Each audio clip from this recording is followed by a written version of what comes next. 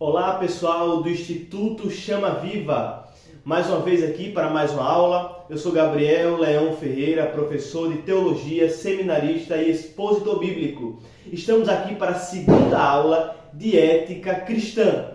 Hoje iremos falar sobre a ética cristã no Antigo Testamento, ok? Nós temos que entender logo e fazer um panorama bíblico. Iremos falar sobre os homens, ok? Que são os profetas, especificamente sobre eles. Porque os profetas eram os homens que traziam ali a mensagem de Deus, Deus falava com eles e eles levavam até o povo. Um trabalho muito importante porque até os homens constituídos por Deus, que eram os sacerdotes, os levitas, naquela época da antiga aliança, o povo judaico, o povo judeu, o povo israelita, tinham se corrompido. Os líderes constituídos por Deus para a ministração da mensagem de Deus, eles tinham se corrompido. Então Deus envia os profetas para corrigi-los. Mas até nisso nós vemos a ética cristã em ação, ok? Então vamos lá, vamos para o panorama bíblico. A primeira coisa que precisamos ver, um exemplo é, lá no Gênesis, onde está a ética bíblica em Gênesis? O livro, a origem, a criação. Bom, o livro de Gênesis foi escrito por Moisés, com um grande intuito, ensinar os israelitas, ok, os judeus, a entender quem havia criado o mundo, quem havia feito todas as coisas, né? Porque o povo judeu, eles saem do Egito, depois de 430 anos aproximadamente de escravidão, eles saem do Egito com o quê? Com as histórias faladas. Antigamente as histórias eram passadas, não escrita, mas falada, de geração em geração. Então, nos ouvidos daquele povo, depois de 430 anos, aquelas histórias sobre o Deus de Israel já estavam no coração deles se entenebrecendo. Então Moisés, para orientar o povo e dizer, olha, vocês estavam no Egito, um lugar que tinha diversos deuses, mas agora vocês têm que entender que vocês servem somente a um Deus, o único Deus, o Deus vivo e verdadeiro. Ele começa com Gênesis, que criou, no princípio, Deus criou todas as coisas, a terra sem forma e vazia, e ele começa a expor a criação aos israelitas, para que eles entendessem que existia um Deus pessoal, poderoso, e que eles não foram criados por problemas no universo, por guerras entre deuses. O Deus de Israel criou todo mundo e criou cada homem para um propósito. Isso é muito interessante sabermos. Isso é ética cristã. Porque o Gênesis orientou o povo para onde deveriam olhar, para que Deus deveria observar. Então Moisés também não somente escreve Gênesis, mas Gênesis, Êxodo, Deuteronômio, a Torá, ok? Ele escreve a Torá, os 5 livros. E esses livros, separadamente, esses livros são livros de orientação, de leis, de descendências, ok? Das histórias dos patriarcas. Então Moisés escreveu tudo isso para orientar o povo de Israel. Principalmente nos livros que demonstram as leis de Deus. Os livros de Levítico também é muito importante. O livro de Levítico é a construção ali do trabalho levítico, do trabalho sacerdotal. Então, muito interessante também. Mas hoje nós vamos falar do Antigo Testamento, porque é gigantesco, Nós podemos também falar um pouco aqui rapidamente, nesse panorama. Podemos falar dos livros poéticos, Salmos, Provérbios, Eclesiastes, Cantares, livros de instrução, não é isso? Mas hoje nós vamos falar sobre os profetas, ok? A ética nos profetas. Os profetas do Antigo Testamento desempenham um papel fundamental na programação da ética cristã. Suas mensagens de justiça, misericórdia e compaixão ressoam até os dias de hoje, inspirando a luta contra o erro, as opressões e as faltas. Então veja bem. As histórias dos profetas até hoje ressoam aos nossos ouvidos. As histórias dos profetas até hoje nos ensinam a ética cristã. Como? Vamos falar de um profeta, Elias e a viúva de Sarepta. Uma mulher viúva, né, que não tinha remidor, provavelmente. Então você já viu, naquele tempo, a mulher, quando ficava viúva com seus filhos, precisava-se de um remidor para pegar ela e o filho e cuidar deles. Um remidor da família. Quando o remidor não queria remir aquela família, aquela mulher, aquela criança ficava jogados ao léu, sem cuidado algum. Nenhuma outra pessoa queria casar com ela ou mesmo cuidar daquela família. E o governo também não prestava muita atenção nesse povo. Esse povo que era indefesos.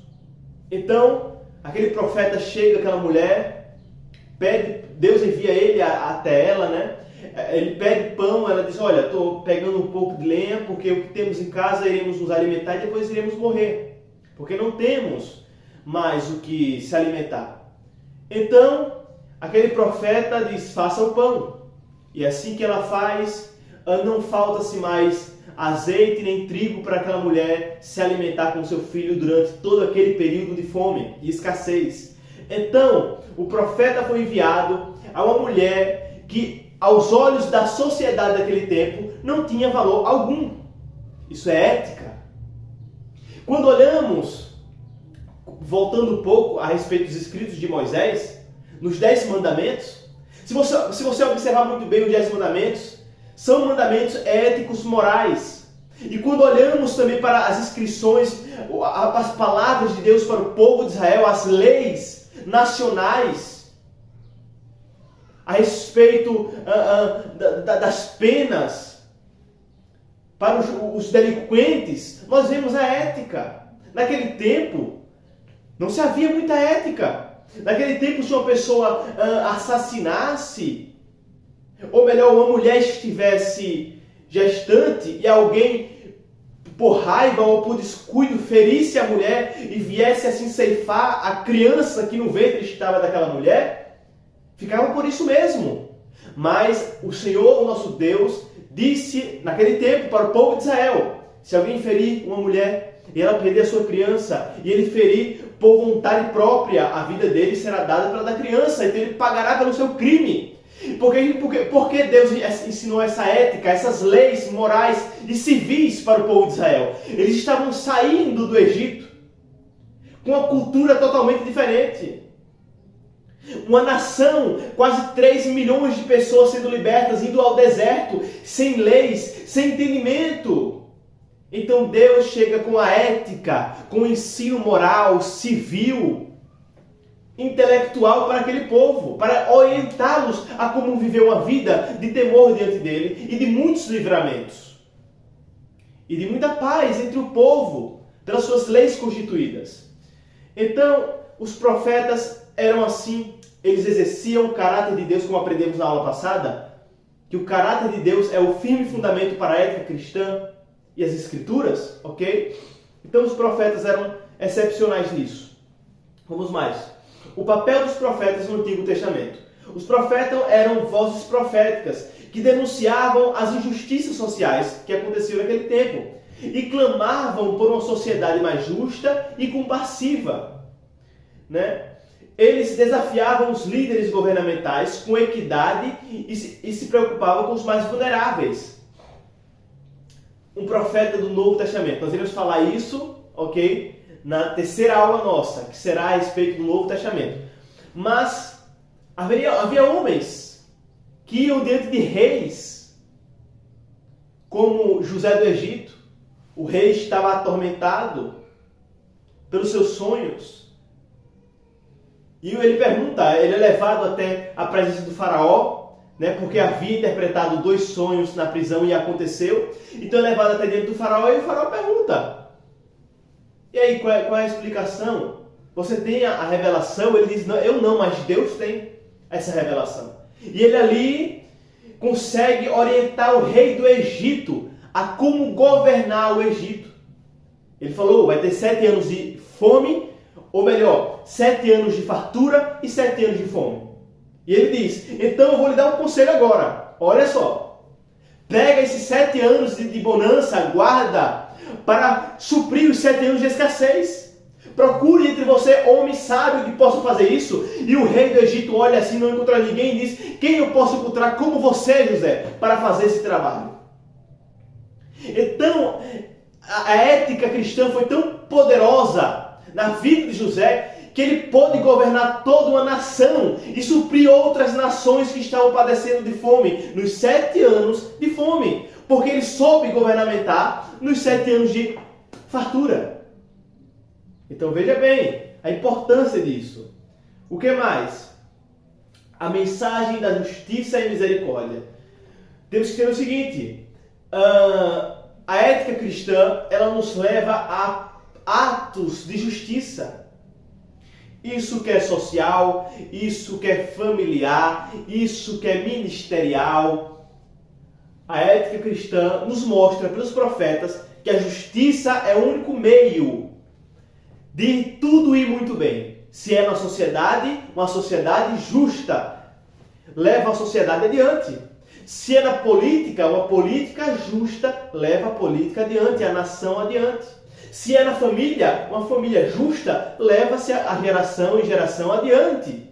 Se é no ministério, no trabalho teológico, uma justiça, um trabalho teológico justo, verdadeiro, ele se leva esse trabalho a mais adiante. O que mais? O cuidado com os pobres, né? Naquele tempo, os pobres havia muita escravidão naquele tempo, né? Tanto os judeus foram escravos no Egito, como outras nações escravizavam muitas pessoas. Como vemos aí em algumas nações ainda, né? Esse papel ditador de muitos governantes, escravizando a população. Então naquele tempo existia isso, e os profetas chegam repreendendo esses governantes que escravizam os outros. O que mais? Misericórdia e compaixão. Algo que naquele tempo não se tinha muito. Era olho por olho, dente por dente, né? Ele chega mostrando que, no caso que eu falei aqui anteriormente, a respeito da mulher grávida, né? Naquele tempo, se acontecesse um acidente com ela, ou melhor, se alguém estivesse no campo, trabalhando, e alguém se ferisse e perdesse a vida, e a pessoa que estava com ele corresse e a sociedade dissesse: olha, a pessoa se feriu e perdeu a vida lá. Eles iam investigar para saber se realmente foi um acidente ou não.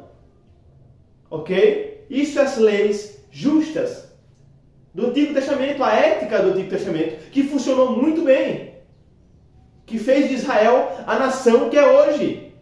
Uma nação que atravessou milênios, impérios, foi perseguida, pisoteada, escravizada, martirizada, tanto no Antigo Testamento, como no Novo Testamento, como nos dias atuais, mas Israel continua firme. Por quê? Porque Deus deu a eles um cuidado, Deus os orientou como deveria fazer, e assim eles andam. Ok? O que mais? Temos que entender o seguinte, que a ética dos profetas era denunciar a opressão, a corrupção e trazer a esperança da transformação. Então veja, no meio de um mundo que estava totalmente destruído, eles vêm denunciar a opressão. Eles vêm combater a corrupção. E eles trazem a esperança que tudo pode ser transformado. Isso é ética cristã nos profetas. Então, veja só. O cuidado que os profetas havia, a sensibilidade, né? Nós vemos isso em um dos profetas cujo a mulher o recebe. Ele sempre passava por um caminho diante da casa daquela mulher e ela fala ao marido: olha, vemos que esse homem é um homem de Deus, vamos fazer aqui um quarto para ele, para quando ele passar por aqui, hospedarmos ele. E aquele homem de Deus aceita, quando está passando, ele se hospeda na casa daquela mulher. Ele olha para ela e diz: mulher, o que é que você precisa que eu posso fazer por você? Você tem me acolhido tão bem, então veja a compaixão que ele teve por ela. E ela falou: não preciso de nada não. E ele sabia que ela não poderia ter filho, nem ela nem o esposo. E ele profetiza, dizendo: daqui a determinado tempo, você terá um filho. Então ele se compadeceu dela. Um tempo que as mulheres que eram estéril eram ditas como se fossem mulheres amaldiçoadas. Famílias que não poderiam gerar filhos, para eles era uma maldição. Então o profeta chega com compaixão. Isso é ética cristã. Então, essas são as 3 bases do Antigo Testamento para a ética cristã. No mundo que havia pouca justiça, primeiro, a justiça. No mundo que havia pouca compaixão, compaixão. E no mundo que havia pouca esperança, transformação. E o quarto, esperança. Então pode ser 4 bases. 4. Justiça, compaixão, transformação e esperança. Então, essa é a nossa aula de ética cristã no Antigo Testamento. Demonstrar que mesmo em um tempo tão obscuro da humanidade, com tanta pouca tecnologia, tanto pouco conhecimento, mas Deus deu ao seu povo, deu aos seus líderes, aos seus profetas, instruções éticas e morais para eles viverem bem aqui na terra e estarem numa caminhada de piedade e temor a Deus diante do próprio Deus. Ok? Essa é mais uma aula de ética cristã e eu espero você na próxima. Um abraço e fique com Deus.